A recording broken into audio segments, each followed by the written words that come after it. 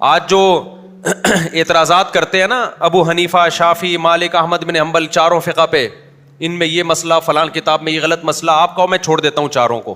السلام علیکم ورحمۃ اللہ وبرکاتہ. اہل حدیث حضرت سے سوال.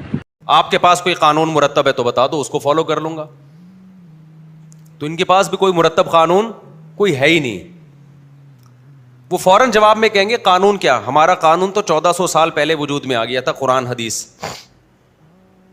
تو ابے اس قرآن و حدیث سے کسی نے مسائل ریٹن فارم میں لکھے تو ہوں گے نا. یہ اب تک امت ایسی بانٹ چلی آ رہی ہے، جو اسلامی حکومتیں، خلافتیں چلی ہیں، 1200 سال 1300 سال اسلامی خلافتیں چلی ہیں، وہ کیا ریٹن لا کے بغیر چلی ہیں؟